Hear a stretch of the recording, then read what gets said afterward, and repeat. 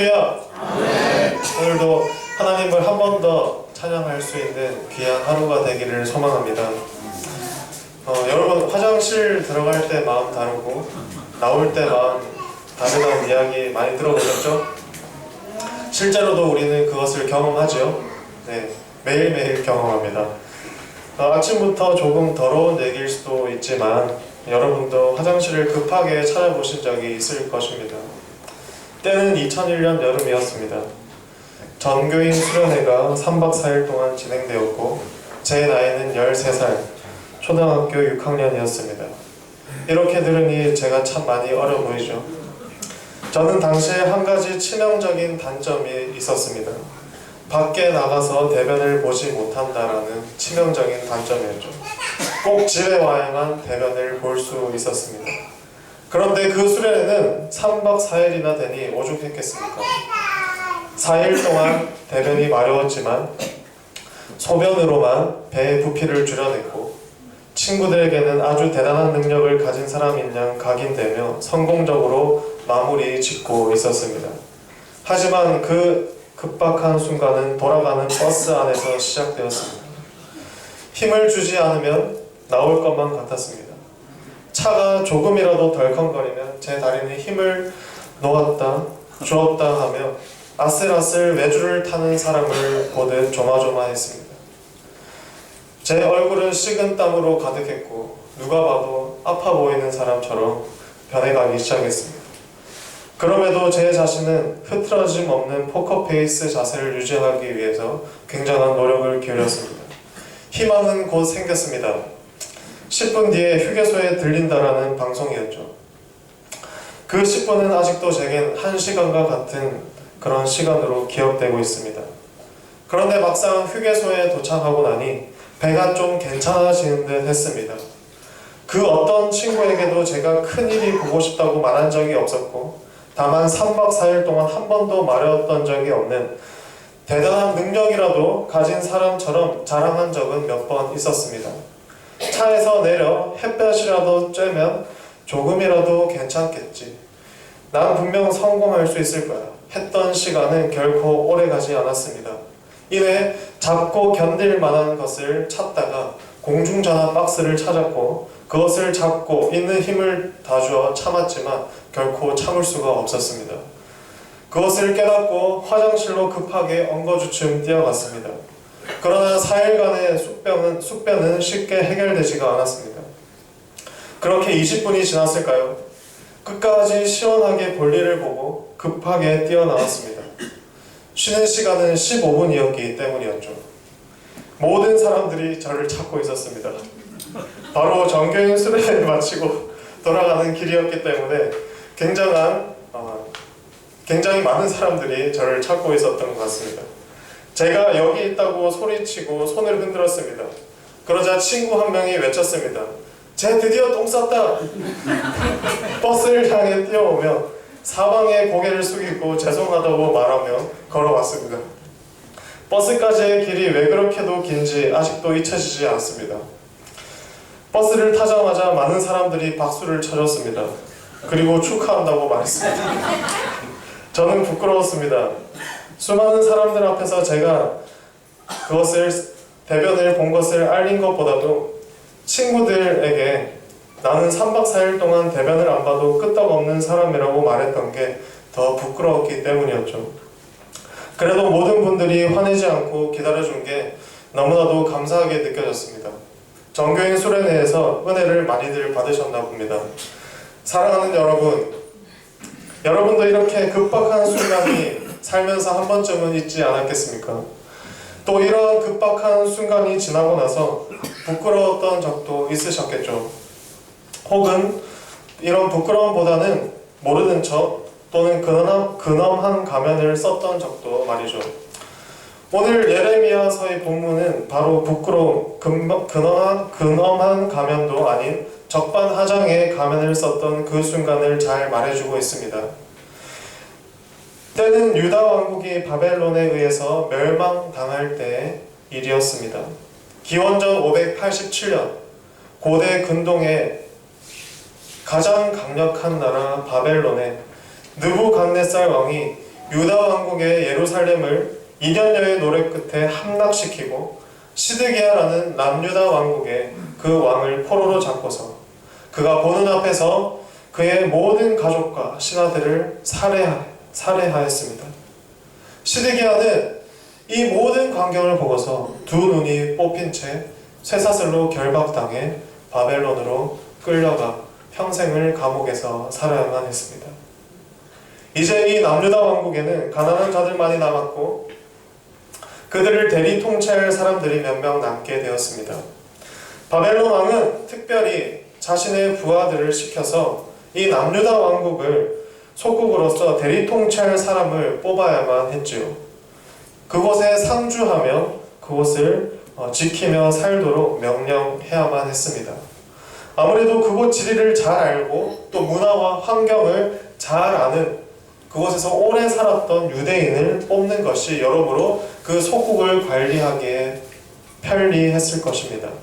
그래서 뽑힌 사람이 바로 그다랴라는 사람이었습니다. 그는 포로로 끌려가지 않고 이 남유다 땅에 남은 유대인들, 가난한 유대인들을 다스리는 총독이 되었던 것입니다.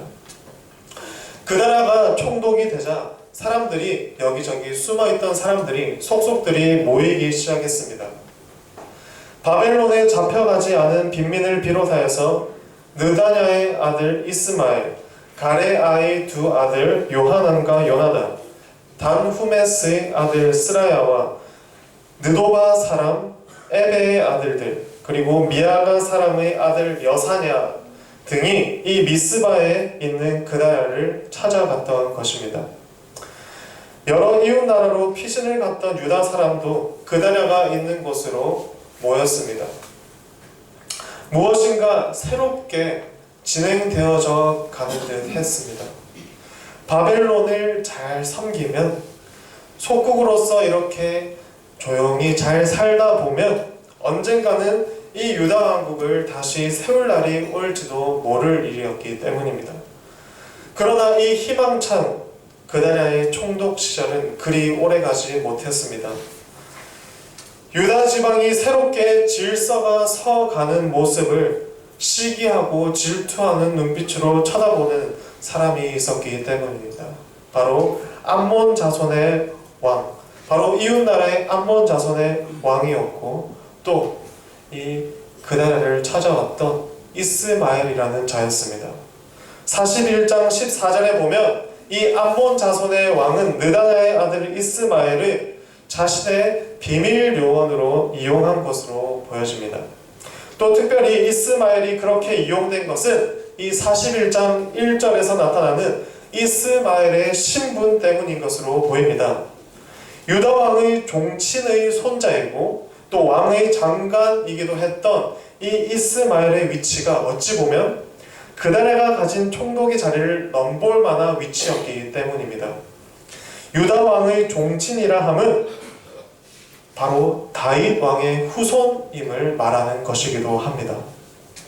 그렇게 그의 눈에는, 이러한 위치를 가진 이스마엘의 눈에는 졸지에 총독이 된 이 그다랴가 너무나도 곱깝게 여겨질 수밖에 없었던 것입니다. 이스마엘의 시샘과 그 욕망을 너무나도 잘 알았던 이 암몬 자손의 왕은 그를 이용하여서 또 자신의 이익을 도모하고자 하였던 것이죠. 사랑하는 여러분, 결국 이 그다랴는 이스마엘의 손에 죽고 맙니다. 이스마엘의 칼에 휘둘려 죽고 맙니다. 그리고 그와 함께 있던 유다 사람과 또 갈대아 군사, 즉 바벨론의 군사들까지 이스마엘이 죽여버렸습니다. 마침 멀리서 그다랴가 죽은 소식을 아직 모르는 채 단지 관습에 따라서 예루살렘 성전에 예물을 드리려고 80명의 사람들이 세겜과 실로와 사마리아, 즉 남왕국 유다보다 더 일찍 멸망한 북왕국 이스라엘에 속한 지역으로부터 오고 있던 자들이 있었던 것입니다. 여담이지만 이들을 설명하는 부분이 잠깐 나와 있는데요. 이들은 수염을 깎고 옷을 찢고 몸에 상처를 낸 자들이었는데 이들이 이렇게 하였던 것은 예루살렘 성전이 바벨론 침략 당시에 파괴되었기 때문입니다.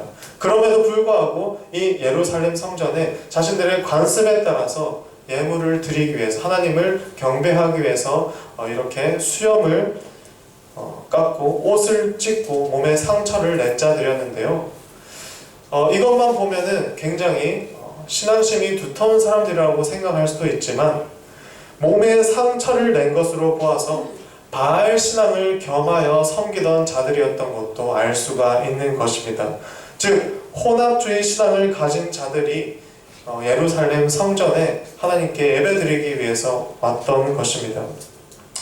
유일신 민족이 시대를 거듭하면서 얼마나 많이 혼탁해지고 타락했는지를 엿볼 수 있는 데모인 것입니다. 어쨌든 이 80명의 사람들 역시 이스마엘이란 자의 꿰매에 속아서 죽임을 당하게 되는데요. 그중 10사람은 살려달라고 애걸하면서 밭에 감춰둔 뇌물을 당신들에게 모두 주겠다며 약속하여서 목숨만은 건져내게 됩니다. 이스마엘은 이제 남은 70명을 다 처단하고 미스바에 남아있던 모든 유대 백성들을 사로잡아서 암몬 자손, 그를 이용하였던 암몬 자손의 왕에게로 끌고 가려고 이제 그곳을 떠날 채비를 하고 떠났습니다. 그리고 나서 남은 자들, 즉 그 나라가 총독이 되었을 때 찾아왔던 자들 중에 몇 사람, 요하난과 그 무리들이 이 소식을 듣고 곧바로 이스마엘을 대적하여서 싸우려고 달려가게 됩니다. 얼마나 무시무시한 일을 했는지 알게 되었기 때문에 가만히 두고 볼 수 없었던 것입니다. 그 나라가 어떻게 총독이 되어서 이제 이 유대민족을 하나로 만들려고 했는데, 이 이스마엘이라는 자가 자신의 그 욕심 때문에 암몬 자손과 손을 잡고 그 나라를 죽였기 때문에 요하나는 그를 결코 용서할 수가 없었습니다. 그래서 달려갑니다. 그러다가 이스마엘과 또 그가 끌고 암몬 자손에게로 가려고 했던 수많은 유다 백성들과 조우하게 됩니다. 끌려가는 사람들이 뒤에서 쫓아오는 요하난과 그 무리들을 보고 너무도 반갑고 고마워했습니다. 자신들을 구하러 왔다며 좋아하여서 그들에게로 곧장 모두가 달려가게 됩니다. 끌고 왔던 자들이 모두 요하난에게로 가자 위기를 느낀 이 이스마엘은 겨우 8사람과 함께 암몬 자손에게로 도망가게 됩니다. 이제 요하난과 함께 남은 자들은 애굽으로 가려고 했던 모양입니다. 이스마엘이 이미 바벨론 사람들을 죽였기 때문에 그곳에 남아있으면 자신들이 그 책임을 물어야 될지 몰랐기 때문이죠. 또 먹을 것도 당장에 없고 살 것도 없는 곳에 살고 싶지 않았습니다. 그래서 여전히 애굽으로 가는 것이 최선의 선택이 아닐까 하는 그런 고민을 남긴 채 애굽으로 가고 있었던 것이죠. 그러던 와중에 그럼에도 불구하고 한번 예레미야를 찾아가서 하나님의 뜻이 무엇인지 물어보자라고 이렇게 마음을 가졌던 모양인지, 하나님의 뜻을 알기 위해서 예레미야를 찾아가는 장면이 바로 오늘의 본문 내용인 것입니다. 예레미야에게 달려간 이들은 과연 어떤 말을 했을까요? 바로 화장실 들어갈 때 그 급한 기분으로 이렇게 다짐하고 약속했던 장면이 바로 오늘 본문에 나와 있습니다. 함께 오늘 본문 42장 2절에서 6절 말씀을 읽어보면 좋겠습니다. 42장 2절부터 6절까지의 말씀을 한번 읽어보겠습니다. 선지자 예레미야에게 이르되 당신은 우리의 탄원을 듣고 이 남아있는 모든 자를 위하여 당신의 하나님 여호와께 기도해 주소서. 당신이 보는 바와 같이 우리는 많은 사람 중에서 남은 적은 무리이니 당신의 하나님 여호와께서 우리가 마땅히 갈 길과 할 일을 보이시기를 원하나이다.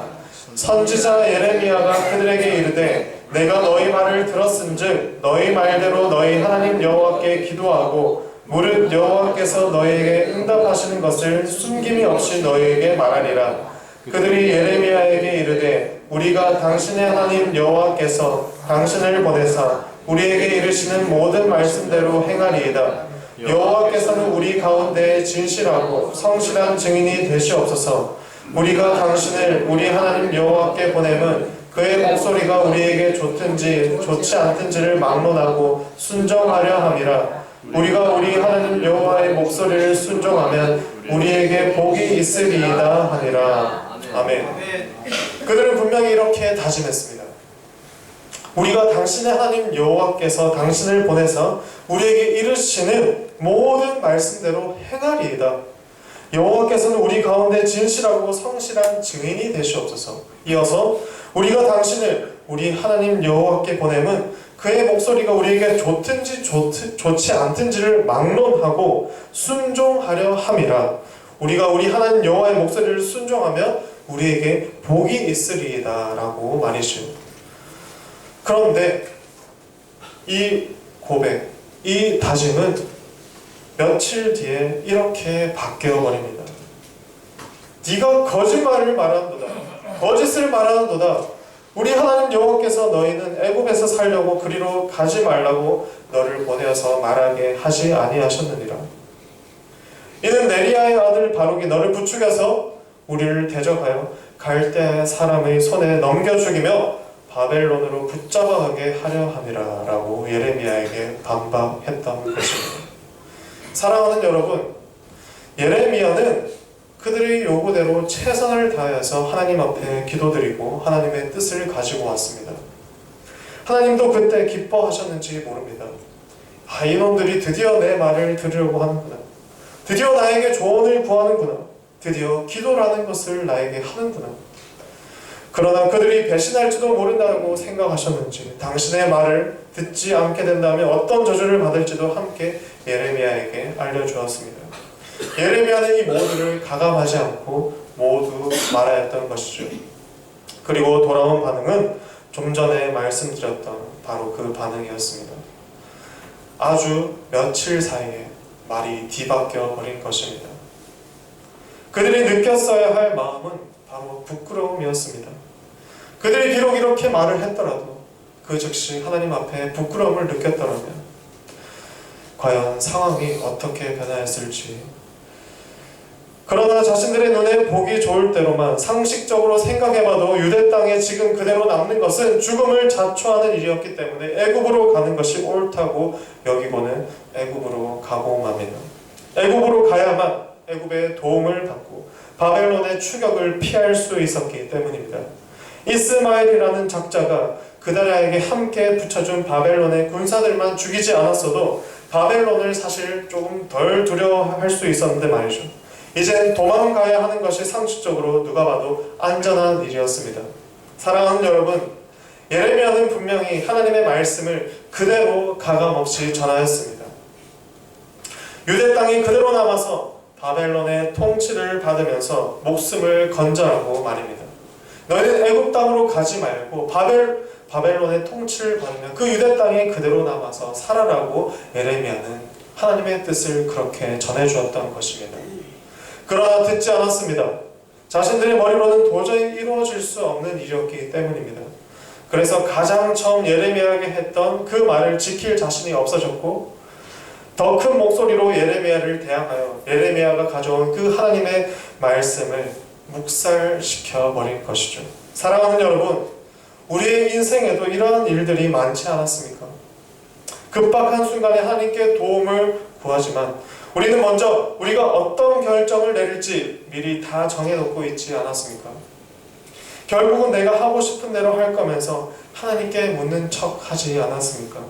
혹은 하나님께 그 순간만큼은 누구보다도 절박한 심정으로 마음을 다해 도움을 구했지만 인간적인 해결 방안이 생겨버려서 그것을 선택하고 하나님의 사람을 통해 내려주신 그 결정에 대해서 뒷전으로 생각하며 대들진 않았습니까? 사랑하는 여러분, 우리가 바로 유대 백성들과 똑같습니다.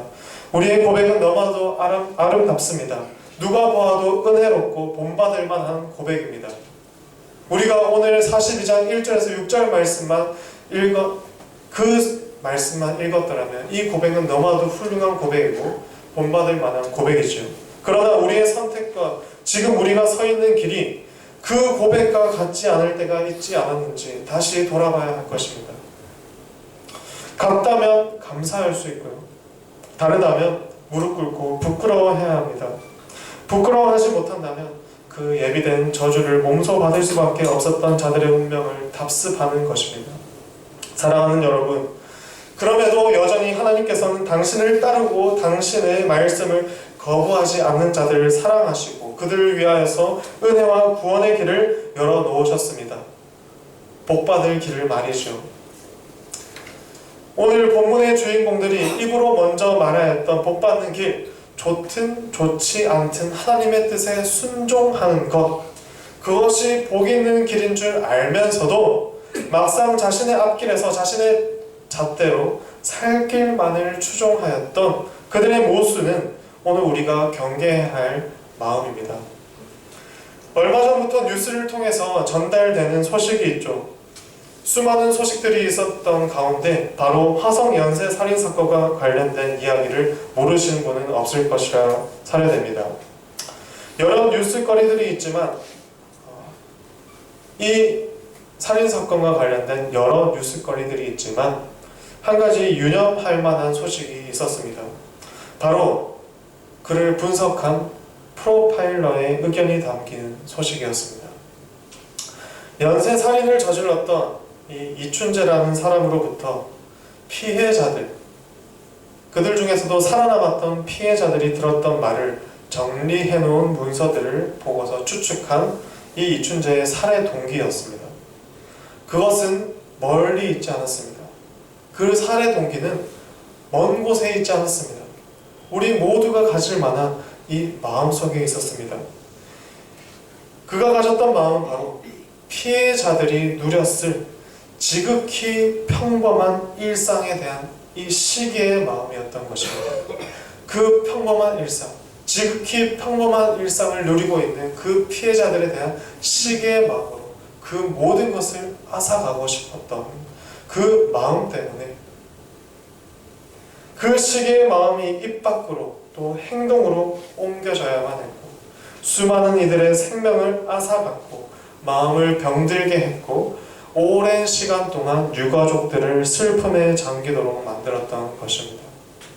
사랑하는 여러분, 이 우리 안에 작은 마음을 경계합시다.